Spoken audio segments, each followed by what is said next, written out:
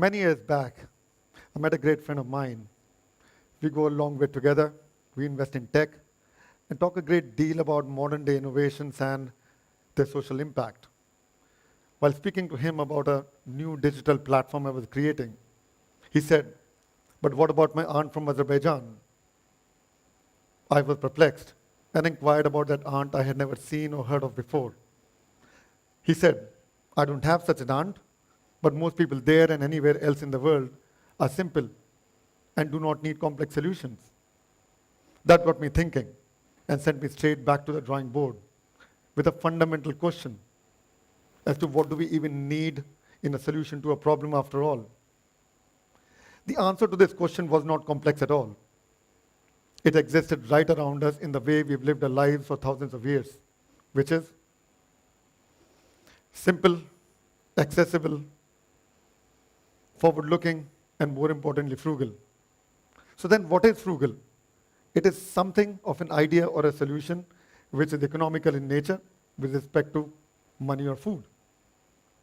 There are many examples of frugal innovations in recent past, but the one which takes the cake, and my personal favorite, is the one by Stanford bioengineers. They developed a human-powered blood centrifuge, which had a rotational capacity of 125,000 rotations a minute. It could separate blood plasma from blood cells within 1.5 minutes. So, no electricity needed. A solution like this has the potential of reaching out to millions of people in remote parts of Africa and Asia and anywhere else in the world. And cost of such a test could be as low as $20.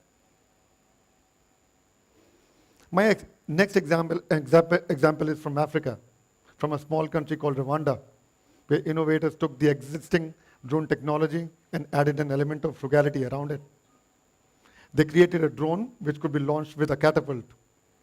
It could fly and land on a simple mattress. And a solution around this thing was also extremely lean.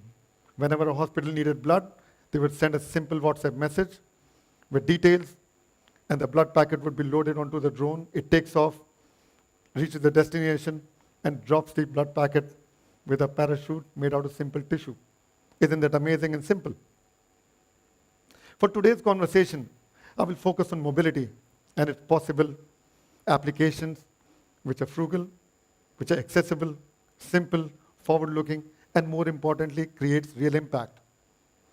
Fuel-based vehicles emit 4.6 metric tons of CO2 per year, and that is bad for humanity and planet, and especially for pristine islands like Sri Lanka, and transition to e-mobility is inevitable.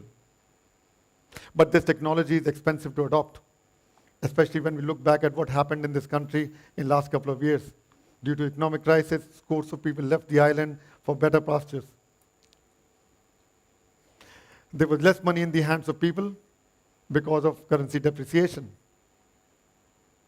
This problem amplifies when we talk about countries' ability to keep on investing in infrastructure. So is there a solution or an idea available which can make electric mobility affordable, reduces rider downtime, promotes true sustainability, and also keeps in human side in mind? Yes, absolutely there is, with an element of frugality. One of the main reasons why electric vehicles are expensive is because of the cost of the battery. The battery performs the same function as the fuel in a normal vehicle, that is to power the engine or the motor. But when you buy a normal fuel-based vehicle, you don't buy fuel upfront for the period of the ownership of the vehicle. In the same analogy, when you buy a vehicle which is electric, you should not buy a battery, but instead you should have an option of subscribing to a number of kilometers in a month and pay a fixed amount of fee. In this case, you don't buy a battery and reduce the cost of acquisition of electric vehicle by at least 60%, and hence improving affordability. We all saw large queues last year, waiting in lines to fill a simple fuel tank, which is the basic necessity. Given a choice, nobody wants to stand in a queue. Nobody wants to stand in a line to charge a battery for hours together. I keep on getting asked this question all the time. How long will it take to charge my battery? I say, how about 2 minutes? Really, 2 minutes? Yes, that's what it takes for you to go to a nearest battery swapping station to swap your old discharged battery and take a new battery up. It reduces rider downtime significantly. The animated picture which you see behind me shows exactly that. Whenever a battery runs out of juice, you get a simple message on your smart app. It takes you to the nearest battery swapping station, and you change your battery within 2 minutes and you go. It is less than the amount of time you take to fill your gas tank with fuel, which could be 5 minutes to hours depending upon availability. It is also exactly similar the way you change your gas cylinder at home. When it runs out in the kitchen, you go to a nearest gas cylinder change station, and then you go. Ideas like these have changed lives of millions of people in places like Taiwan, India, Africa, and it is going to change the way we think mobility in Sri Lanka as well. Imagine, ladies and gentlemen, if we can drive down the cost even further. One of the main reasons why battery swapping stations are expensive is because they have a charging function in it. Remove the charging function, make them only as smart lockers, and charge the battery somewhere else. You reduce the cost down by 80%. And the same cost saving can be passed on to build new infrastructure or pass on the benefit to the end user. In this simple example, possibilities are limitless. All we have to do is to rethink innovation and also keep human element in mind. I keep on speaking about human element. Why do I do that? Since this model is new, we have the luxury of hardwiring human element into a new technology so that we don't have to revisit this topic all over again like the way we do for other existing ideas. Alongside battery swapping stations, smart lockers, we can also create battery hosting houses. Simple people like you and me can offer their places to host these batteries. So any rider who runs out of juice, the smart app tells, go to this person's home, there's a charge battery over there, you can take the battery and go.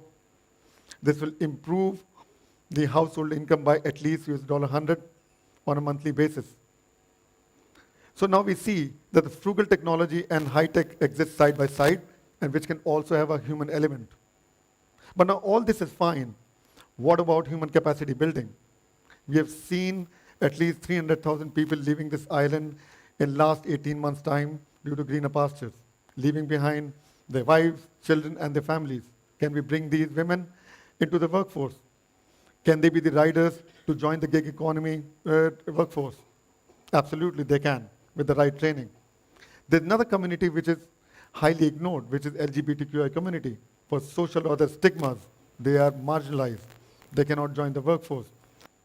So in this overall example, which I just shared with you, on the one hand, we improve affordability, we reduce rider downtime. On the other side, we increase workforce, we create micro-entrepreneurs, we create a circular impact on the economy as a whole and on the GDP and the nation as well. Thank you very much.